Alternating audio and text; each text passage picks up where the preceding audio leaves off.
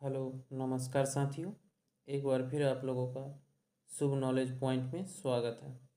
तो आज के इस वीडियो में हम लोग देखेंगे साइंस के कुछ महत्वपूर्ण प्रश्न जो आपके आने वाले रेलवे एनटीपीसी, रेलवे आरपीएफ आदि महत्वपूर्ण एग्ज़ामों के लिए काफ़ी हेल्पफुल साबित होगा। तो आज का पहला प्रश्न है साथियों, खसरा निम्नलिखित संक्रमण के कारण होता है। तो इस प्रश्न का सही उत्तर होगा साथियों, खसरा विषाणु के कारण होता है। इस प्रश्न को आप लोग जरूर याद रखेंगे कि खसरा संक्रमण विषाणु के कारण होता है। चलते हैं प्रश्न नंबर 2 की ओर साथियों। प्रश्न नंबर 2 है, हाइड्रोफोबिया रोग उत्पन्न होता है। तो इस प्रश्न का भी सही उत्तर होगा विषाणु। हाइड्रोफोबिया रोग विषाणु के कारण उत्पन्न होता है, इसे भी आप लोग ज़रूर ध्यान देंगे। तो साथियों, आप लोगों के एग्ज़ाम को देखते हुए साइंस से संबंधित कुछ महत्वपूर्ण वीडियो आप लोगों को दिया जाता है, जिसे आप लोग अच्छे से देख लेंगे। चलते हैं प्रश्न नंबर 3 की ओर। प्रश्न नंबर 3 है साथियों, एडवर्ड जेनर ने खोज की। तो इसका सही उत्तर होगा साथियों, एडवर्ड जेनर ने चेचक के टीके का खोज किया था। इसे भी आप लोग ज़रूर ध्यान में रखेंगे। चलते हैं प्रश्न नंबर 4 की ओर साथियों। प्रश्न नंबर 4 है, एथलीट फुट नामक बीमारी किससे उत्पन्न होती है।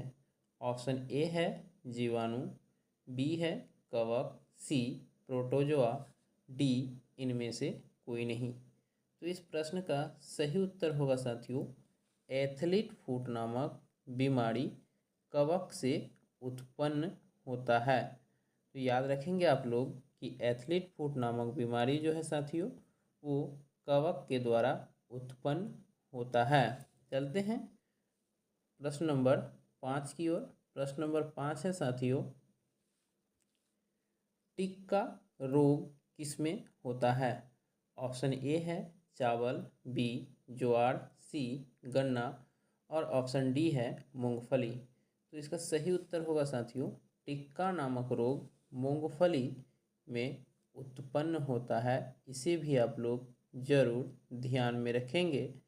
चलते हैं प्रश्न नंबर 7 की ओर, प्रश्न नंबर 6 की ओर। प्रश्न नंबर 6 है साथियों, रक्त में लाल रंग निम्न में से किसके कारण होता है। तो इस प्रश्न का सही उत्तर होगा, रक्त में लाल रंग हीमोग्लोबिन के कारण होता है। रक्त का जो रंग लाल होता है साथियों, वह हीमोग्लोबिन के कारण होता है। इसलिए इस प्रश्न का सही उत्तर ऑप्शन नंबर बी होगा। मनुष्य के शरीर में रक्त समूह 4 प्रकार के पाए जाते हैं, ए, ए बी, ओ तथा बी। ये 4 प्रकार के रक्त समूह मनुष्य के शरीर में पाया जाता है। इसे भी आप लोग ध्यान में रखेंगे। देखते हैं प्रश्न नंबर 7।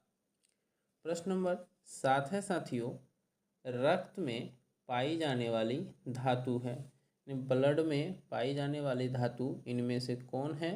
तो इसका सही उत्तर होगा लोहा।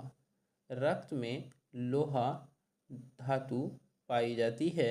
इसे भी आप लोग ज़रूर याद रखेंगे। चलते हैं साथियों प्रश्न नंबर 8 की ओर। प्रश्न नंबर 8 है साथियों, मनुष्य में आरबीसी का जीवन काल कितना होता है। तो इसका सही उत्तर होगा 120 दिन। मनुष्य में आरबीसी का जीवन काल 120 दिन होता है तथा डब्ल्यूबीसी का जीवन काल 4 से 5 दिन होता है। चलते हैं प्रश्न नंबर 9 की ओर साथियों। प्रश्न नंबर 9 है, मानव शरीर में आरबीसी का निर्माण कहाँ होता है? ऑप्शन ए है हृदय में, ऑप्शन नंबर बी तिल्ली में, ऑप्शन नंबर सी यकृत में, ऑप्शन नंबर डी अस्थि मज्जा में। तो इसका सही उत्तर होगा मानव शरीर में आरबीसी का निर्माण अस्थि मज्जा में होता है। इसे भी आप लोग जरूर याद रखेंगे। चलते हैं साथियों प्रश्न नंबर 10 की ओर। प्रश्न नंबर 10 है, मानव शरीर की किस ग्रंथि को मास्टर ग्रंथि कहा जाता है? तो इसका सही उत्तर होगा साथियों पीयूष ग्रंथि को मास्टर ग्रंथि के नाम से जाना जाता है। चलते हैं प्रश्न नंबर 11 की ओर। प्रश्न नंबर 11 है साथियों, किस माध्यम में ध्वनि सबसे तेज चलती है? तो इस प्रश्न का सही उत्तर होगा ठोस में। ध्वनि का चाल सबसे अधिक ठोस में होती है। इसे भी आप लोग ध्यान में रखेंगे। चलते हैं प्रश्न नंबर 12 की ओर साथियों, जो काफ़ी महत्वपूर्ण प्रश्न है। प्रश्न नंबर 12 है साथियों, प्राश्रव्य तरंगें मनुष्य द्वारा सुनी जा सकती है। ऑप्शन ए है। ऑप्शन नंबर बी है नहीं सुनी जा सकती है। ऑप्शन नंबर सी है साथियों कभी कभी सुनी जा सकती है, तथा ऑप्शन डी इनमें से कोई नहीं। तो इस प्रश्न का सही उत्तर होगा साथियों प्राश्रव्य तरंगें मनुष्य के द्वारा नहीं सुनी जा सकती हैं। तो आप लोग ध्यान रखेंगे कि प्राश्रव्य तरंगें जो हैं वो मनुष्य के द्वारा नहीं सुनी जा सकती है। इसलिए इस प्रश्न का सही उत्तर होगा ऑप्शन नंबर बी। चलते हैं प्रश्न नंबर 13 की ओर साथियों।